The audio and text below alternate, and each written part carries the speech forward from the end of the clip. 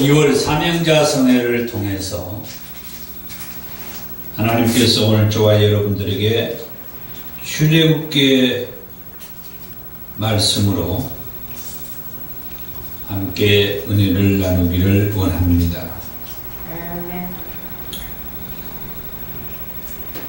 출애굽기의 말씀은 창세기서 다음에 기록된 모세오경의 두 번째 책이기도 하고 성경에서도 두 번째 나오는 그런 책이 출애굽기서입니다.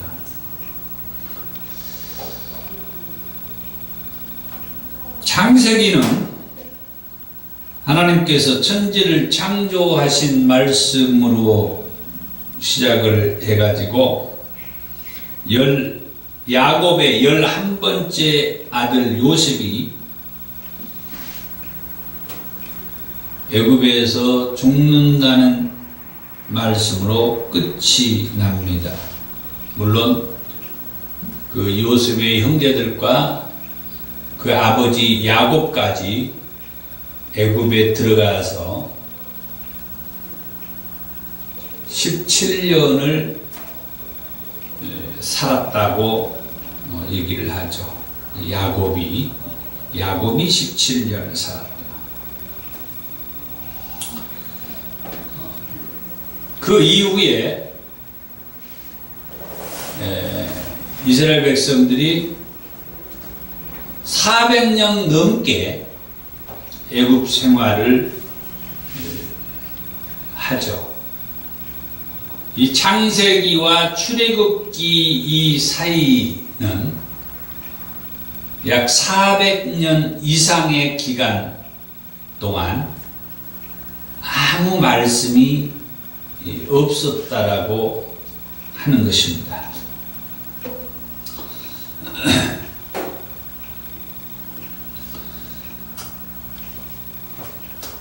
창세기의 마지막 부분을 보면은 요셉을 중심으로 아버지 야곱과 형제들이 애굽의 고센 땅에 자리 잡고 살게 됩니다. 그리고 야곱은 애굽 생활 17년 만에 죽고, 그리고 야곱이 죽고 난 이후에 54년이 지난 다음에 요셉이 죽습니다.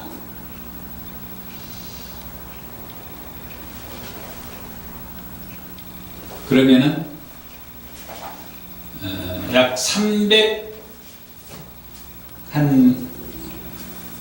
350년 이상은 이 요셉이 없는 상태에서 이스라엘 백성들이 애굽에서 이 노예 생활, 종 생활을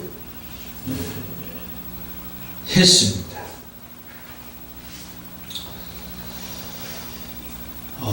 오늘 제가 얼마만큼 말씀을 할지는 모르겠습니다만은 이 출애굽기 말씀을 통해서 많은 그 깊이가 있는 말씀을 들을 수가 있어요. 첫 번째로 출애굽기 말씀을 하기에 앞서서 창세기의 말씀을 언급을 하고 싶습니다. 그것은 왜 그러냐면 이스라엘 백성들이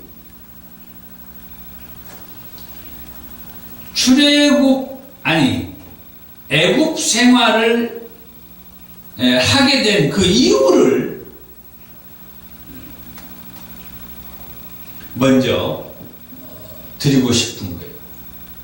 그걸 알아야죠. 알고 계신 분들도 계실 겁니다만, 이게 출애굽기를 얘기할 때 반드시 먼저 언급이 필요한 것입니다. 왜 이스라엘 백성들이 애굽 생활을 하게 되었느냐 하는 거죠. 저는 제가 이 통설교를 하고 나서 너무 기쁜 게 이런 말씀들을 발견을 했다고 하는 거죠.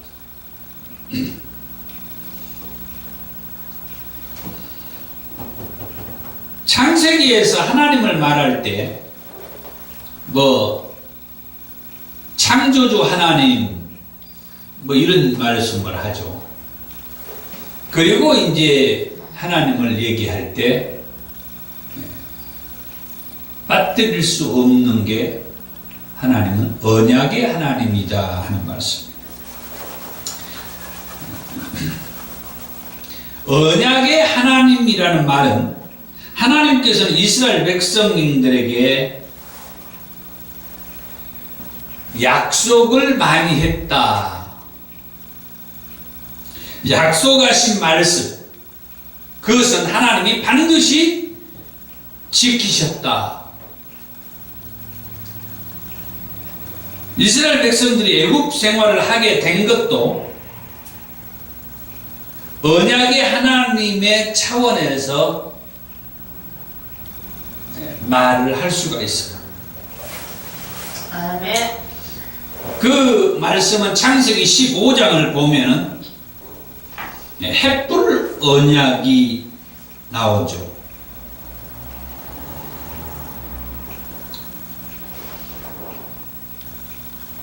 그 내용으로 보면은 아브라함에게는 상속자가 없었습니다.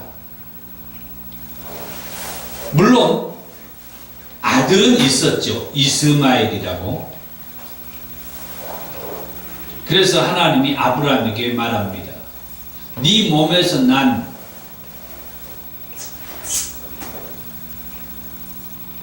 그가 네 상속자다. 네 몸에서 난 그가 네 상속자다. 그러면 지금 있는 이 이스마엘은 아브라함에게서 난 자가 아니다 이거죠.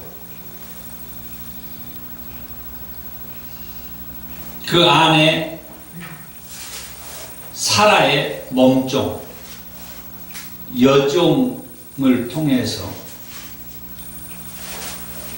낳았는데 이 이스마엘을 가리켜서는 아브라함의 몸에서 난 자가 아니다. 그러면 아브라함의 몸에서 난 자는 어떤 자냐?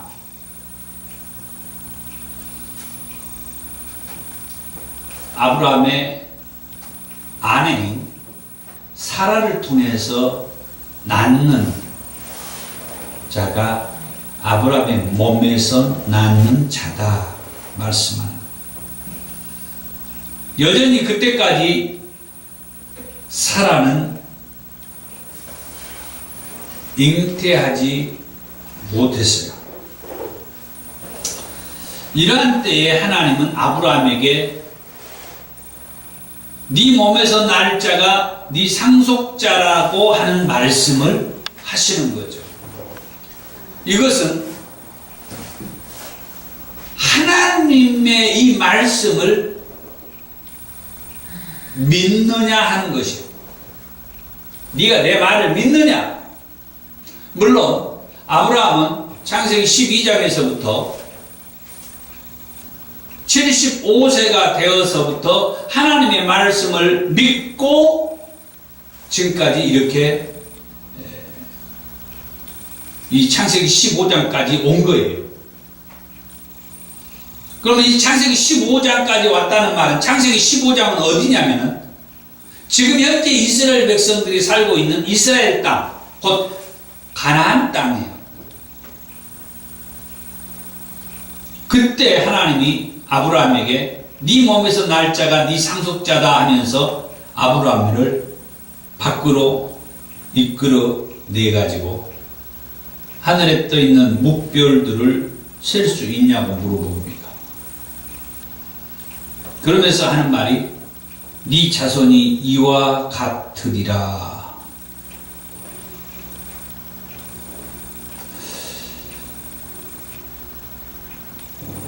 그리고 계속해서 하나님은 말씀합니다. 나는 이 땅을 내게 주어서 소유로 삼게 하려고 너를 갈대아의 우리에서 이끌어낸 여호와다 말씀해요.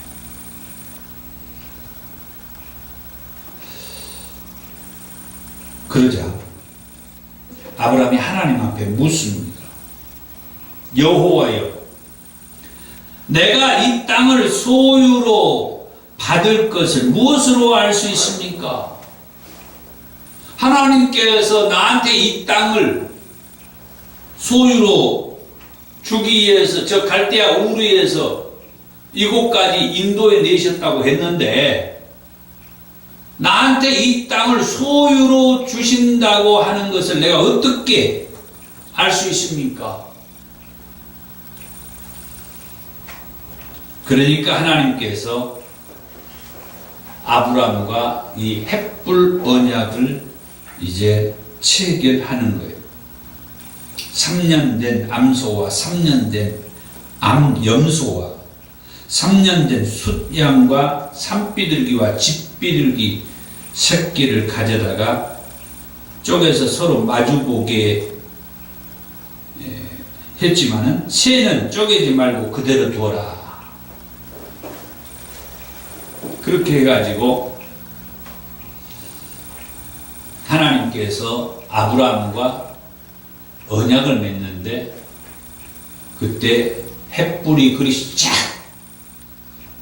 지나가는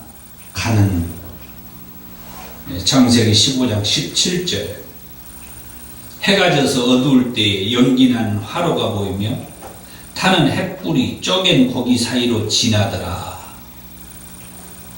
하나님께서 아브라함과 언약을 맺으셨다는 말씀이에요. 그런데 아브라함이 하나님의 이 말씀을 이 땅을 아브라함의 소유로 준다라고 하는 것을 내가 어떻게 알 수 있습니까?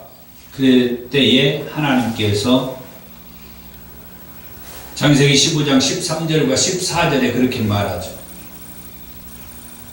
너는 반드시 알아라. 네 자손이 이방에서 객이되어서 그들을 섬길 것이고 그들은 400년 동안 네 자손을 괴롭힐 것이며 그들이 섬기는 나라를 내가 징벌할지니 내가 하나님께서 벌을 줄 것이다. 그 후에 네 자손이 큰 재물을 이끌고 그 땅에서 나올 것이다.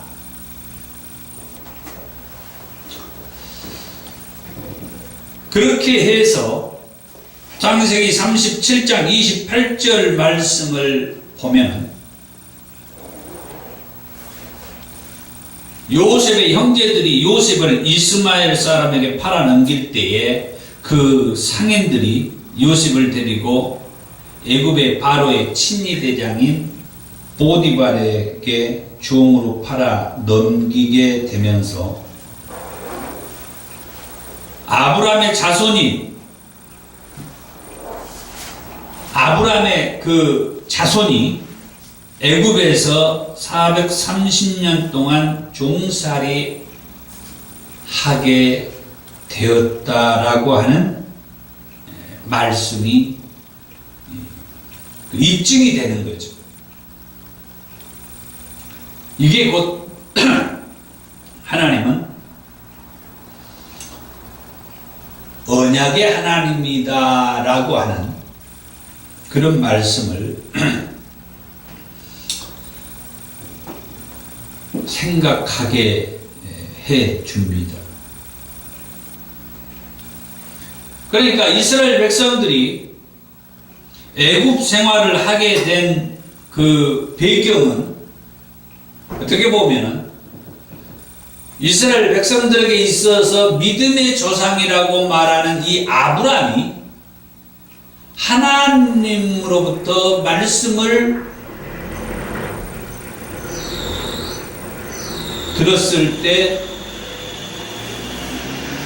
믿지 못한 그 일로 인하여서 하나님께서 아브라함과 헷불의 언약을 체결한다고 하는 것으로 인해서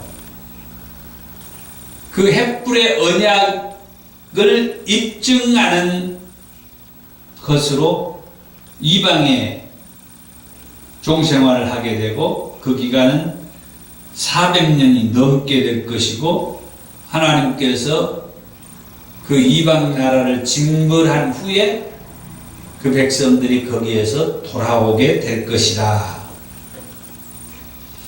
전적으로 하나님께서 이 이스라엘 백성들의 역사를 주관하고 있다라고 하는 것을 알 수가 있습니다. 저는 이 성경을 보면서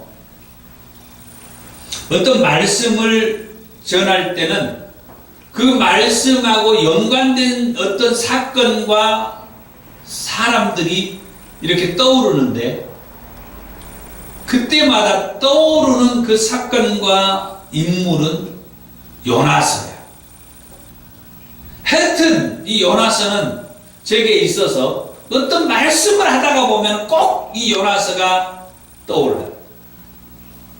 그러니까 하나님이 아브라함에게 네 몸에서 날 자가 네 상속자다 이렇게 말씀하면서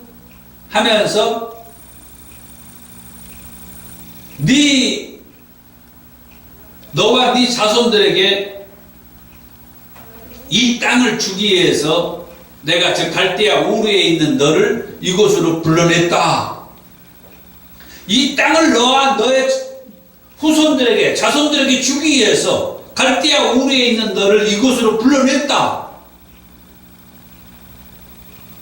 그런데 그런 말씀에 아브라함이 이 땅을 나의 소유로 주신다라고 하는 것을 내가 어떻게 알 수 있습니까?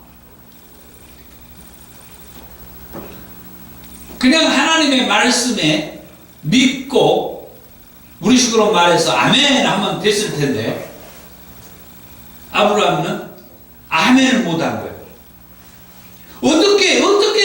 어떻게 그 사실을 내가 믿을 수 있습니까? 그러면 그 사실을 믿을 수 있는 것을 하나님이 언약으로 제시를 한 것이 이방의 종생활을 할 것이라고 하는 말씀이었다는 거죠.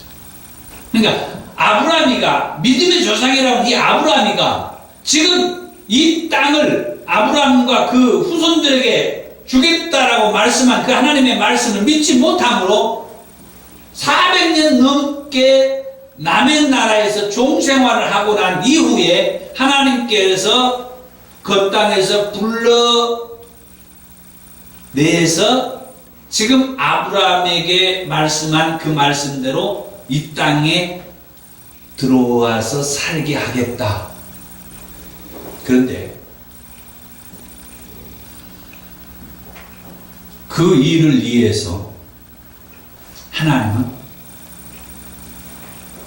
하나님의 사람이 또 필요했죠. 네, 두 번째입니다. 바로 이 일, 애굽에서 종생활하는 이 이스라엘 백성들을 애굽에서 불러내는 이 일을 위해서 하나님은 그 민족의 지도자감인 인물이 필요했어요. 그 인물이 모세라고 하는 인물이죠. 모세는 누군가? 출애굽기 2장 1절에서 2절의 말씀에 보면 모세는 레인의 아들입니다. 당시엔 히브리인들이 자녀를 낳을 때 아들은 죽이고 딸만 살려두라는 애굽의 왕의 지시가 있었을 때 모세가 탄생합니다.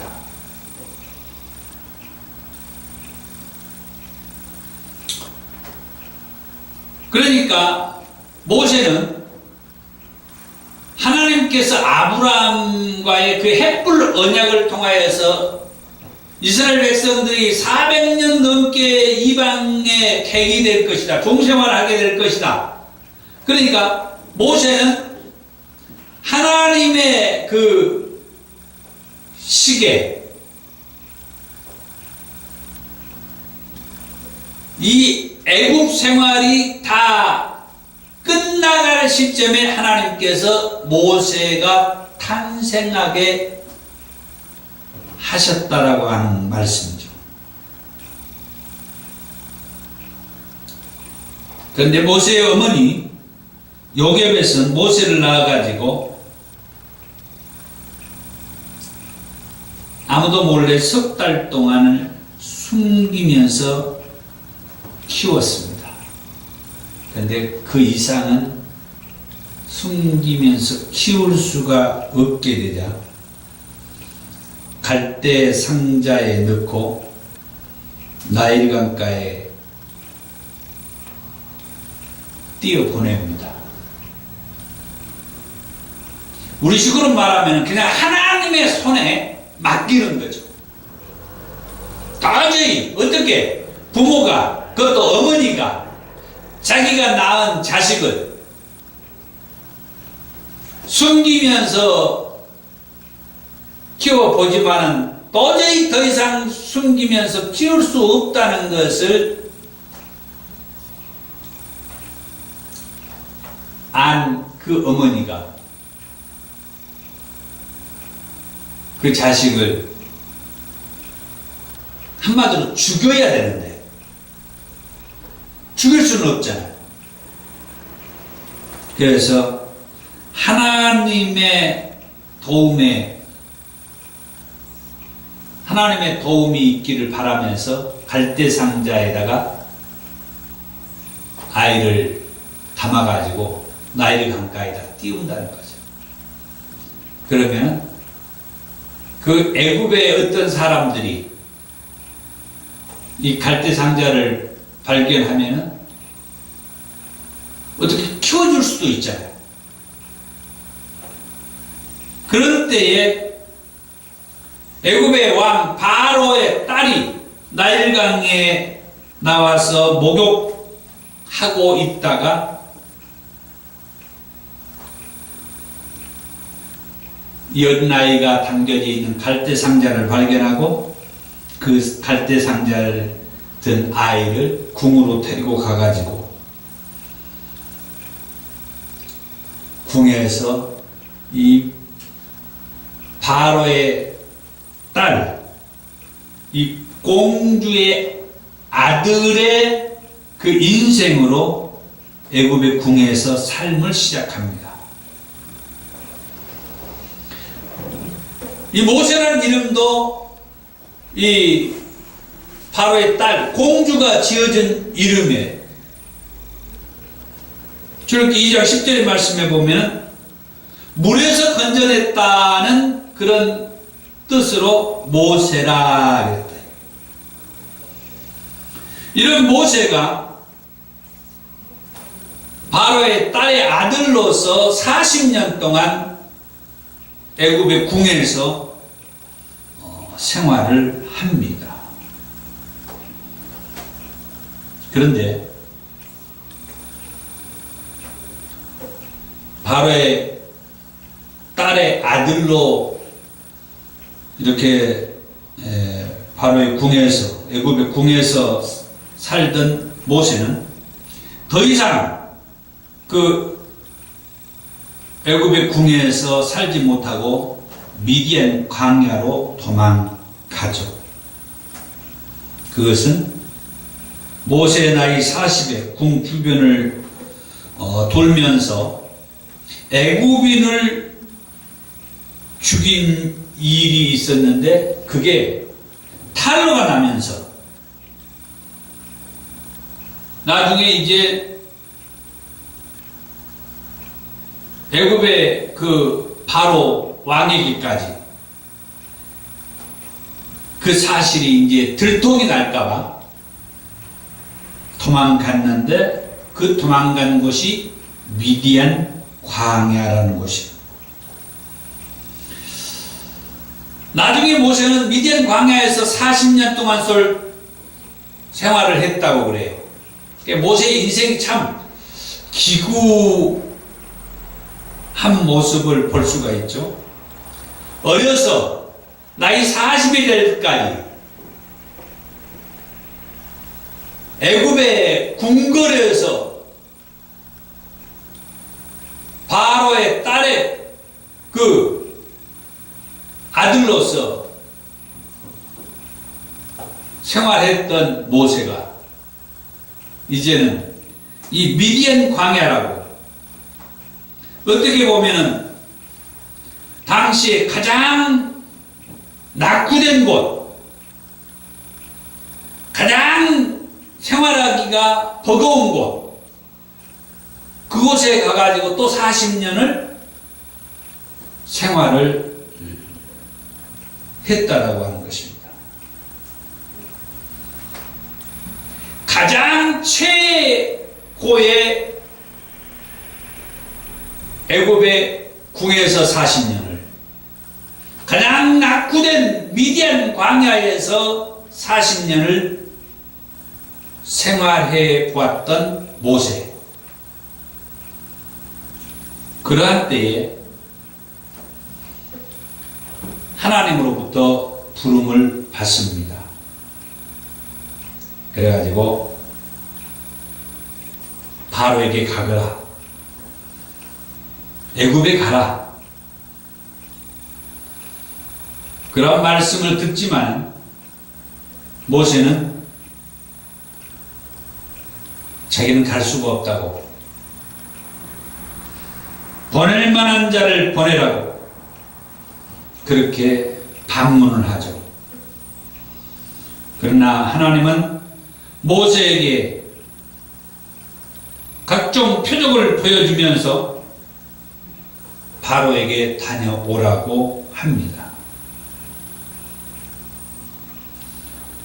바로에게 못 간다고 했던 모세는 하나님께서 그의 형 아론과 함께 가도록 하자 결국 바로에게 갑니다. 출애굽기 5장 1절의 말씀에,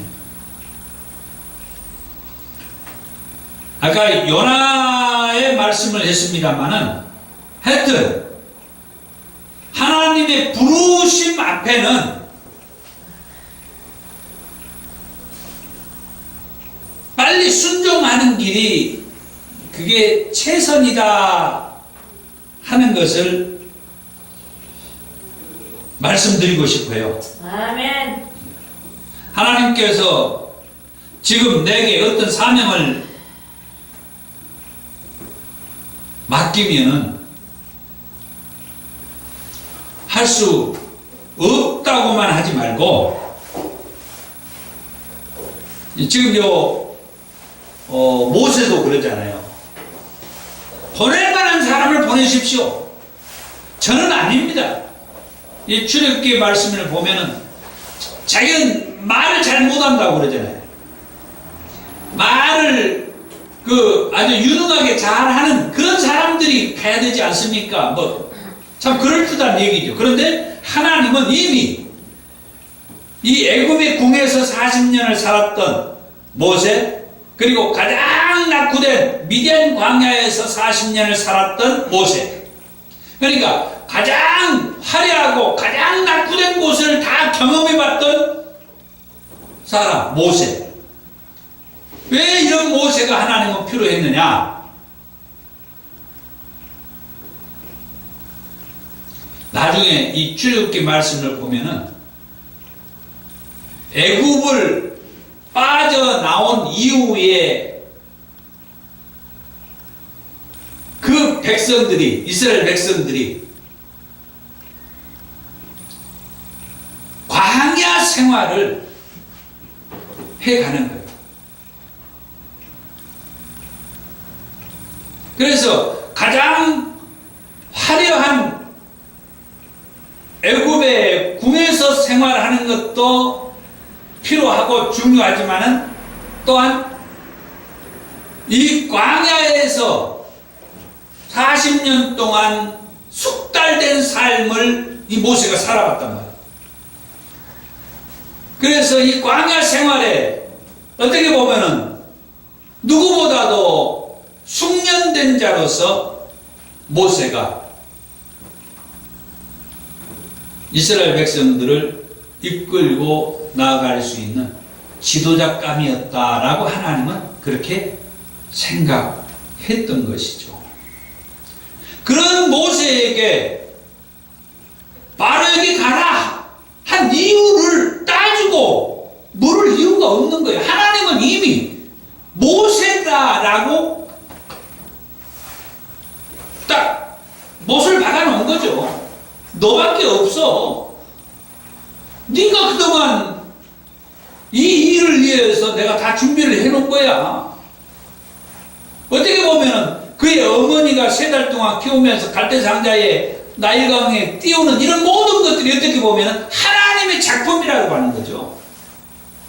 뭐 우리들은 그런 것들까지 바라보지 못하는 경우가 많은데 이미 하나님의 작품이에요. 아멘.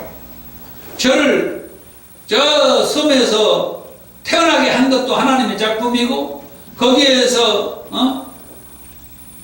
중학교 다닐 때부터 저 혼자 하나님의 말씀을 묵상하면서 큐티 생활을 하는 것도 오늘날 이 일을 위해 하나님께서 다 준비를 시켰다 이 말이죠. 하나님께서 다 준비한 거예요. 하나님께서 다 준비. 그래서 하나님이 하라고 하면은 바로 즉각 순종하는 길. 그것이 최선이다. 결국 모세도 하나님께서 바로에게 가라고 하는 대로 결국 순종하고 가잖아요. 아까도 요나 얘기했습니다만 요나도 처음에는 그냥 도망가지만은 하나님을 피해서 도망간다고 해서 그게 도망가졌느냐 이 말이요. 몇 발자국 가도 못해가지고 하나님 앞에 붙들려서 다시 순종하고 가잖아요.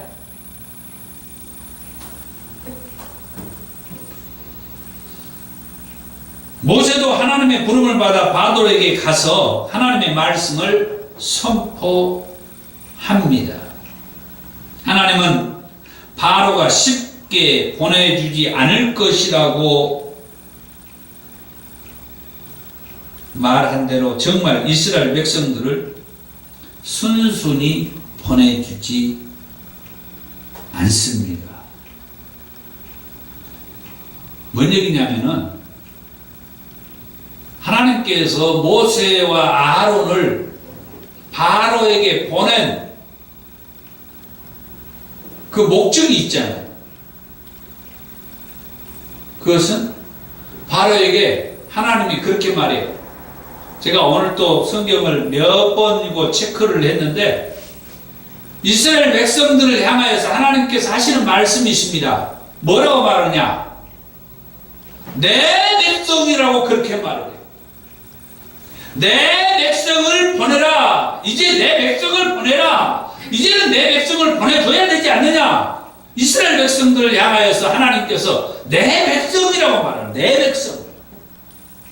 그래서 모세에게 그 얘기를 한 거예요. 바로에게 내 백성을 보내라고 말해라. 내 백성을 보내라. 내 백성이 출애굽할 수 있도록 해달라. 내 백성이. 정말 이 멘트는 정말 또 의미가 있는 멘트예요. 앞으로 계속해서 하나님께서 이스라엘 백성들을 얘기할 때 내 백성을 얘기해. 내 백성. 이스라엘 백성, 너희는 내 백성이다. 내 백성. 내 백성이라는 이 말 속에는 뭐가 또 담겨져 있습니까? 말을 바꿔서 말하자면은 하나님이 이스라엘 백성들에게 뭐라는 얘기예요? 하나님이 이스라엘 백성들에게 왕이다 이 말인데, 왕. 이스라엘 백성들 향해서 하나님께서 내 백성이라고 말하는 것은 하나님께서 이스라엘 백성들에게 내가 왕이다, 내가 왕. 그러니까 지금까지는 400년 동안 하나님이 이미 아브라함 때문에 자기 백성들을 하나님께서 저 애굽에 종생하도록 보냈잖아요.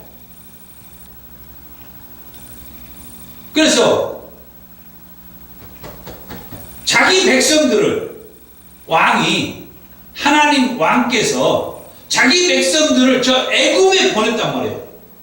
바로의 그 통치를 받으면서 살도록 보냈어요. 얼마나 안타깝고 억울하고, 이런 것들을 우리가 알고 보면은 다시는 애굽에 가고 싶지 않다는 그런 마음을 우리가 가질 수 있죠. 하나님, 다시는 내가 애굽에 가서 살고 싶지 않습니다. 다시는 나를 애굽에 보내지 마십시오. 애굽에 보내지 말라고 해서 안 보냅니까? 애굽에 가지 않도록, 하나님께서 나를 애굽에 보내지 않도록 내가 해야죠. 그래서 아까 먼저 말씀드렸어요. 그게 뭐냐? 하나님은 이 땅을 아브라함에게 말했죠. 너와 너의 후손에게 소유로 주겠다 말씀할 때 뭐라고요? 그냥 믿으라게, 믿으라게. 하나님의 말씀이라고 하면 그냥 아멘하고 받아들이라는 거예요. 그러면은 하나님께서 자기 백성들을 애굽에 보내지 않아요. 하나님의 말씀을 내가 아멘하고 믿고 그 말씀을 받아들이면 애굽에 안 보낸다 이거죠. 내가 믿지 못한 것 때문에 하나님께서는 애굽의 종생활을 보낸 거예요. 믿으라 이거죠. 믿으라. 그래서 다시는 나는 애굽에 가서 살고 싶지 않다. 그러면 뭐 하라는 거예요? 왕의 말씀을 그냥 믿으라는 거예요. 순종하라는 거예요. 그리고 왕을 왕으로 여기고 살라는 거죠. 나중에 시대가 저만큼 흘러간 다음에 사사기에 가서 보면은 그때 특징을 얘기하죠. 이스라엘에 왕이 없어 지그들 마음대로 살았더라. 왜 이스라엘에 왕이 없냐고요? 지금 여기서 하나님 말씀하잖아요. 이 백성들을 향하여서 하나님이 내 백성이다, 내 백성이다. 이 말 속에 이미 하나님은 이 백성들의 왕이라고 하는 게 담겨져 있었다 이거예요. 그런데 이스라엘 백성들은 사사기까지 갑니다만 사실은 이 출애굽하는 이 광야 생활하는 가운데에서도 끊임없이 하나님께서 보낸 지도자 이 모세를 원망하면서 불평하면서 하나님까지 원망하면서 왜 우리를 여기까지 이끌고 나왔냐고. 차라리 애굽에서 죽도록 놔두지. 이런 불평을 하는 이 백성들을 보게 되잖아요. 그 배후에는 무엇이 담겨 있느냐? 하나님은 이 백성들을 자기 백성이라고 생각하는데 그 백성들은 하나님을 왕으로 생각하지 않는 모순이다, 모순. 자, 아직까지 이스라엘 백성들은 애굽에서 아직 나오지 못했어요. 애굽의 왕 바로가 아직 안 보내줘요. 자, 세 번째, 이러한 때에 애굽의 왕 바로가 이스라엘 백성들을 보내는 계기가 있는데 그게 10가지 재앙의 사건이에요. 10가지 재앙의 사건. 이 10가지 재앙의 사건, 이 10가지 재앙의 의미가 뭐냐? 내가 이제 이 10가지 재앙이 어떤 의미가 있길래 애굽의 왕 바로가 그렇게 하나님께서 모세를 통하여 아론을 통하여 말씀하는데도 굴복하지 않고 하나님의 백성들, 이스라엘 백성들을 보내지를 않는데 결국은 10번째 재앙이 있고 난 다음에는 하나님의 백성들을 보내줍니다. 그래서 이 10가지 재앙은 무엇이냐 할 때에 애굽의 나일강을 치면 그것이 피로 변하는 피의 재앙이 첫 번째 재앙이고 두 번째 재앙은 애굽의 나일강에서 개구리가 생겨가지고 온 땅에 개구리가 돌아다니는 것이 이게 두 번째 재앙. 세 번째 재앙은 애굽 온 땅에 티끌이 다 이가 되어서 사람이나 가축에 오르는 것. 이것이 세 번째 재앙. 그리고 네 번째 재앙은 파리떼가 가득하는 거예요. 고센 땅에는 대신 파리떼가 없었다. 다섯 번째 재앙은 가축이 죽는 거예요. 말이나 낙이나 낙타나 소나 양 이런 가축들이 죽죠. 여섯 번째 재앙은 악성 종기가 생기는 것이고 일곱 번째 재앙은 무거운 우박이 내려요. 아주 엄청난 크기의 우박이 막 떨어졌다고 해요. 여덟 번째 재앙은 메뚜기 재앙이고 아홉 번째 재앙은 온 세상이 어두운 흑암. 마지막 열 번째 재앙은 장자의 죽음이라고 그러죠. 이 10가지 재앙에서 중요한 것이 있습니다. 그것은 이 10가지 재앙의 주체가 여호와 하나님이라고 하는 거예요. 그래서 하나님께서는 이 10가지 재앙을 통해서 하나님 자신을 계시해 주셨다. 하나님 자신이 누군지 알게 했어요. 출애굽기 6장 7절에 나는 애굽 사람의 무거운 짐 밑에서 너희를 빼낸 너희의 하나님이 여호와인 줄을 너희가 알지라. 애굽 사람의 짐 밑에서 이스라엘 백성들을 빼낸 하나님 여호와인 것을 알라고 그래요. 그리고 출애굽기 7장 5절에도 내가 내 손을 애굽 위에 펴서 이스라엘 자손을 그 땅에서 인도하여 낼 때에야 애굽 사람이 나를 여호와인 줄 알지라. 이스라엘 백성들을 출애굽을 하게 되면은 애굽 사람들이 하나님이 여호와인 것을 알게 될 것이다. 계속해서 출애굽기 7장 16절에서 17절에 히브리 사람의 하나님 여호와께서 나를 왕에게 보내어 이르시되 내 백성을 보내라. 그러면 그들이 광야에서 나를 섬길 것이나 하였으나 이제까지 네가 듣지 아니하였다. 이것은 모세가 바로 왕에게 하는 말이죠. 계속해서 17절에 여호와가 이같이 이르노니 네가 그럼 누구를 말하는 거예요? 모세가 바로 왕에게 한 말이니까 네가 그러면 바로를 말하죠. 바로 네가 이로 말미암아 나를 여호와인 줄 알리라.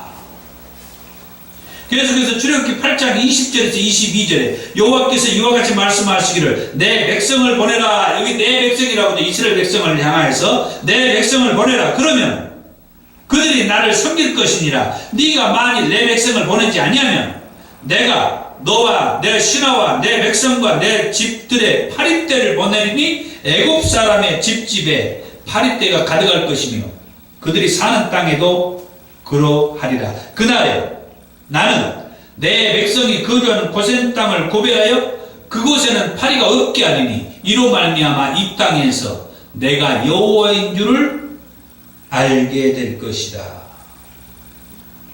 이 애굽의 이 땅, 이스라엘 백성들이 살고 있는 이 고센의 이 땅에, 그 땅이 이스라엘 백성들을 끌고 나오는 하나님이 여호와인 것을 알게 될 것이다. 출애굽기 10장 1절에서 2절에 여호와께서 모세에게 이르시되 바로에게 들어가라. 내가 그의 마음과 그의 신하들의 마음을 완강하게 하면 나의 표징을 그들 중에 보이기 이함이며 네게 내가 애굽에서 행한 일들 곧 내가 그들 가운데서 행한 표징을 네 아들과 네 자손의 귀에 전하기 이함이라. 너는 내가 여호와인 줄 알리라. 아멘. 이스라엘 백성들을 통하여서 하는 이 모든 일들이 그 아들과 그 자손들에게까지 하나님이 하신 일이 귀에 전하게 된다. 계속해서 하나님이 하신 이 일이 증거가 된다. 전수가 된다. 그럴 때 어떻게 전수가 되느냐? 이 일을 행하신 분이 여호와인 것을 너희 후손 대대로 전수가 될 것이다. 알게 될 것이다. 하나님은 이 출애굽기 말씀을 통하여서 아주 강조한 게 있습니다. 이 애굽에서 이 백성들을 나오게 하는 출애굽하게 하는 아주 획기적인 멘트. 내가 여호와인 것을 알게 될 것이다. 아멘. 애굽에서 종생활하고 있었던 너희들을 이곳까지 이끌어낸 나는 여호와다. 아멘. 나중에 쭉 가서 보면은 이사야서 말씀 또 그 외에도 말씀들을 보면은 이 여호와라고 하는 말씀이 무슨 말씀이냐면은 유일한 구원자, 이스라엘 백성들을 구원한 유일한 하나님, 아멘. 그게 여호와라고 해요. 아멘. 너희를 구원할 자는 나밖에 없다. 나 여호와, 나뿐이야. 나뿐. 다른 신은 없어. 이스라엘 백성들을 유일하게 구원한 그 하나님, 그 신이라고 하는 말씀이 여호와란 말이에요. 애굽에서 이 백성들을 이끌어낸 그 하나님이 바로 나야. 나 여호와 나야. 나 내가 너희를 이끌어냈어. 그렇게 강조한 거죠. 이 백성들에게, 그리고 그 후손들에게, 그리고 애굽 바로 왕에게, 그리고 애굽 사람들에게 이걸 그렇게 뼈저리게 느끼게 했던 그게 이 10가지 재앙의 사건을 통해서 그걸 주지시키는 거죠.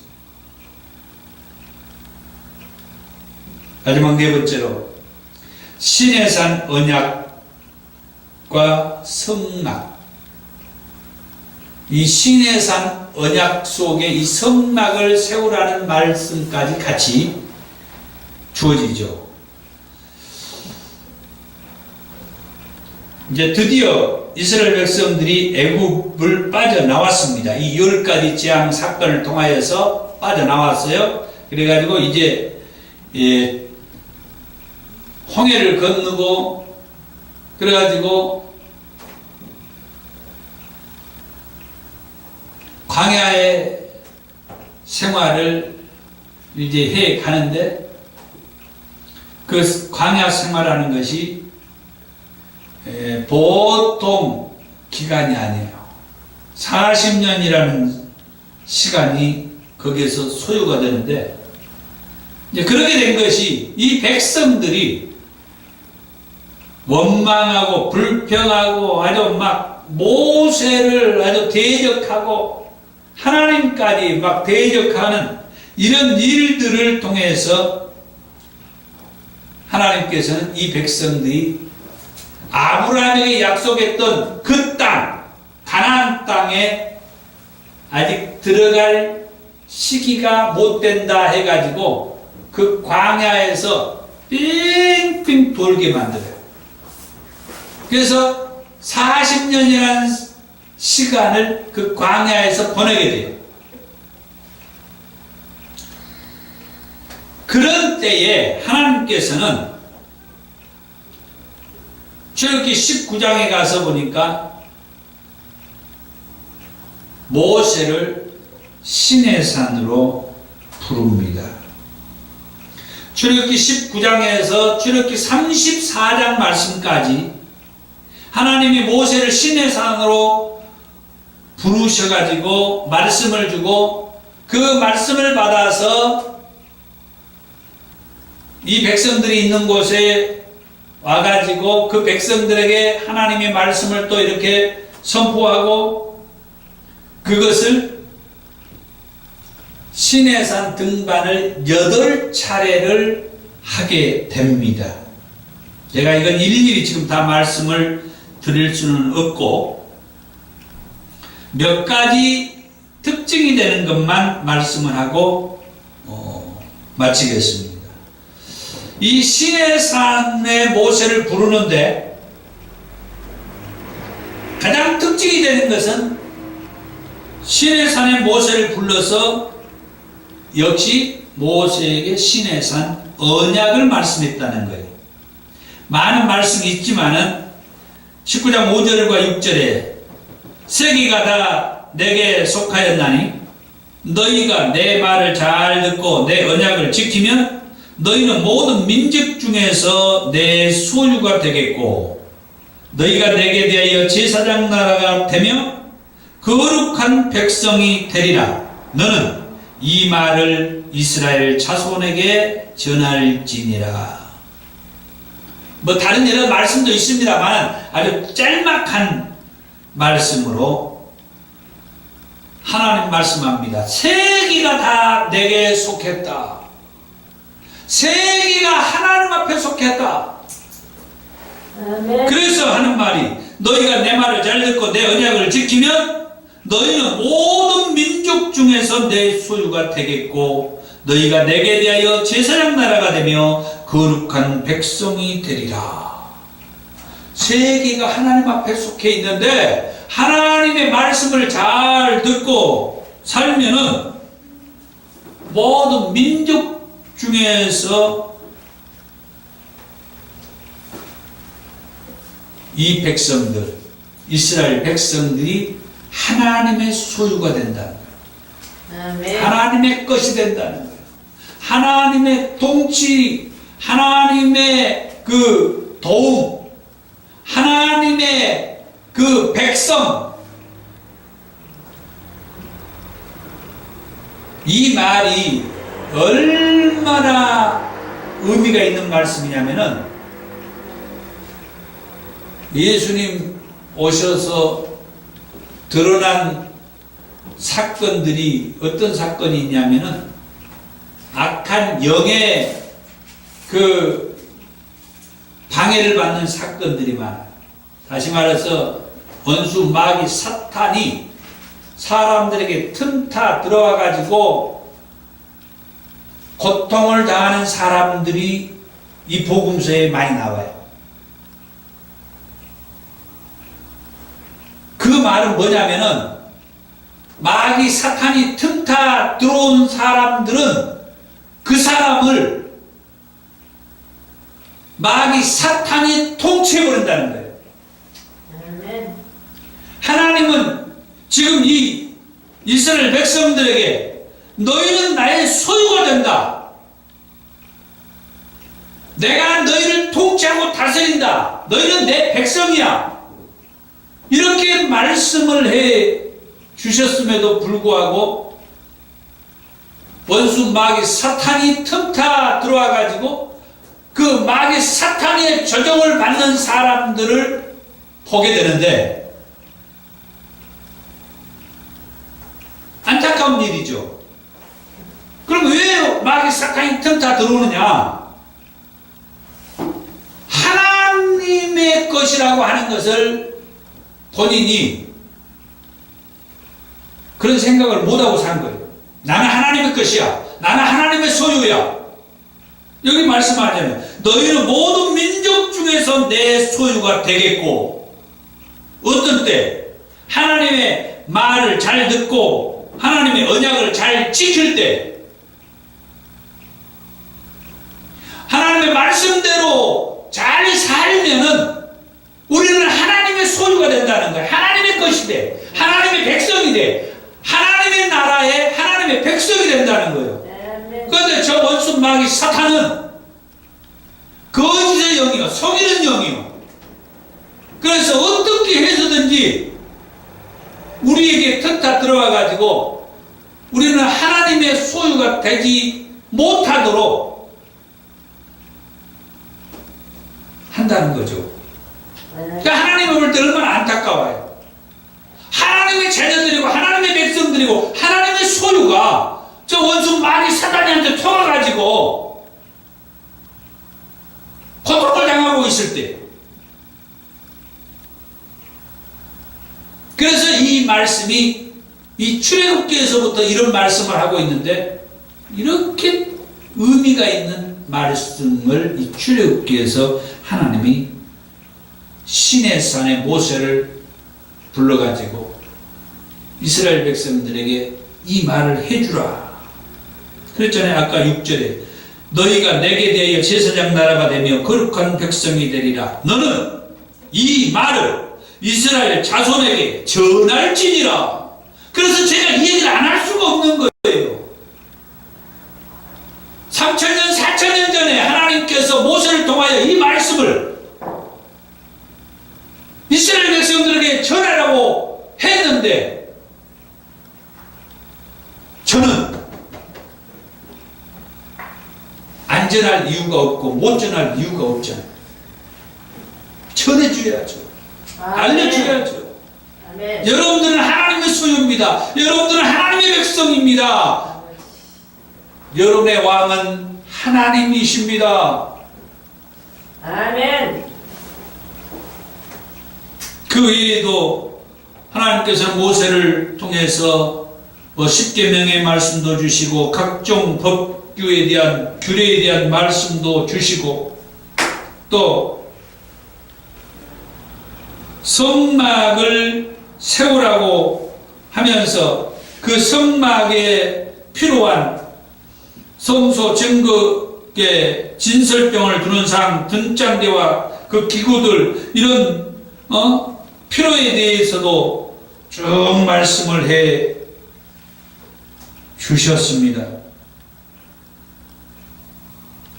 그 다음 두 개의 돌판에 십계명을 새겨서 주시기도 하셨습니다. 그런 가운데에 성막을 세우라.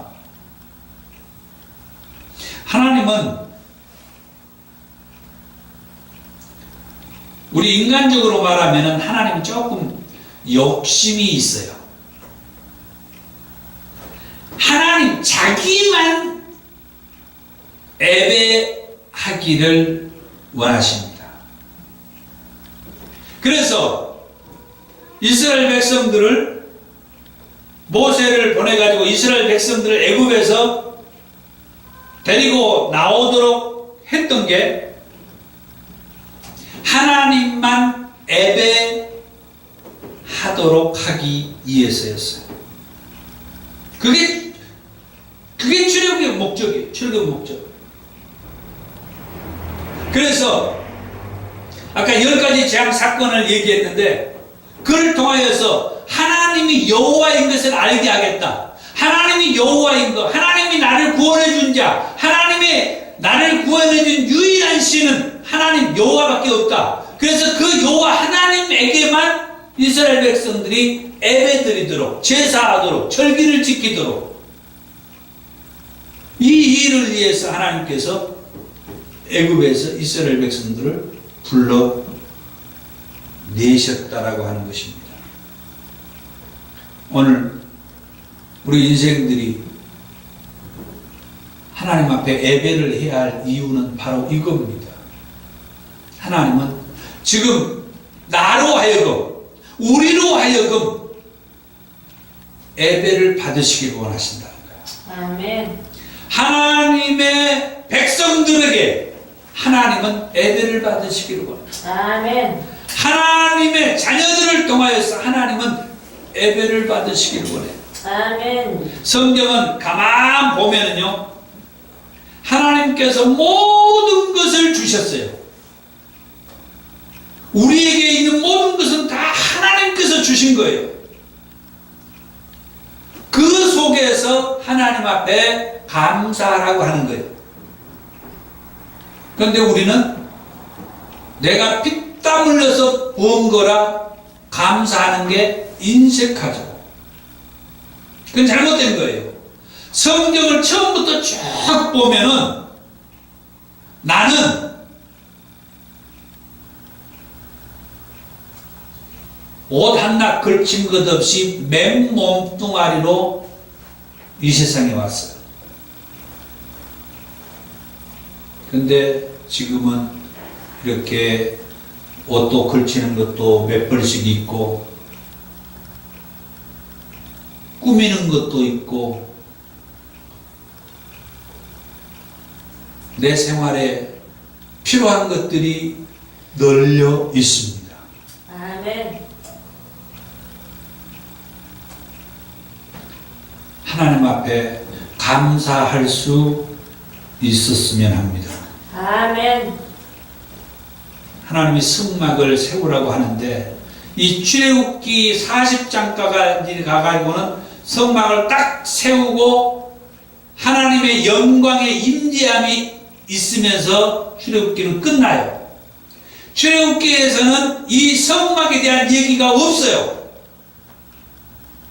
그런데 놀라운 것은 다음의 말씀을 보면은 왜 하나님이 이 성막을 세우라고 했는지 말씀을 합니다.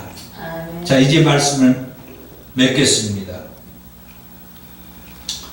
이 출애굽기의 말씀, 이 출애굽기의 말씀은 하나님께서 아브라함에게 말씀했던 그 말씀이 곧 네 몸에서 날 자가 네 상속자가 될 것이며 내가 이 땅을 너와 네 후손에게 주기 위해서 너를 갈대아 우리에서 이곳으로 인도해냈다 하는 그 말씀을 아브라함이가 제대로 믿지 못함으로 인하여 아브라함의 후손된 그들이 애굽에서 400년 동안 종생활을 해야만이 했고 그런 가운데에서 그들을 이제 애굽에서 불러내기 위해서 약 400년 가까이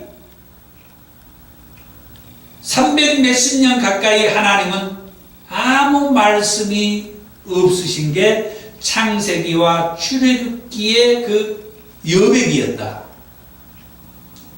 이제 하나님은 아브라함에게 말씀했던 대로 400년이라는 시간이 다가오니까 이제 출애굽기를 시작하기 위해서 등장시킨 인물이 있었으니 그 인물이 모세다. 모세를 통하여 이스라엘 백성들을 이끌고 나오게 할 때 10가지 재앙의 사건이 있는데 이로 인하여서 이 모든 일들을 통하여 내가 여호와 하나님인 것을 알게 하겠다. 아멘. 그러면서 하나님은 그 이스라엘 백성들을 호칭할 때, 부를 때 내 백성이라고 불러주더라는 게 내 백성. 그 백성들은 하나님을 왕이라고 별로 생각하지 않지만 그러나 하나님은 그 백성들을 부를 때 내 백성이라고 부르더라는 거예요. 오늘 하나님께서 우리를 부를 때 내 백성이라고 불러주면 좋겠다. 그런 마음을 가지고. 아멘. 그리고 우리는 하나님의 백성들이에요. 그리고 성막을 또 이렇게 시내산 등반을 통하여 성막에 대한 말씀도 해 주셨는데 이 성막은 왜 세우게 했는지 다음에 이제 말씀을 하게 됩니다. 이 출애굽기 말씀을 통하여 하나님 내가 여호와인 것을 알게 하겠다.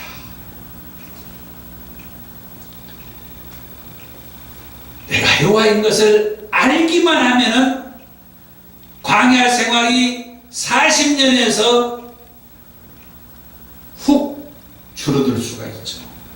몇 개월, 1개월도 안 걸릴 수가 있어요. 우리의 이 고난과 연단의 시간도 40년의 생활에서 몇 개월도 안 걸리고 이 광야를 건너갈 수가 있다 이 말이죠. 이미 하나님은 말씀을 해 놓으셨기 때문에. 그래서 다음 달도 기대하면서 레위기의 말씀을 볼 것입니다. 레위기의 말씀을 또 기대하면서 우리 하나님을 믿고 또 존중하고 따르는 그런 삶이 되기를 바랍니다. 기도하겠습니다.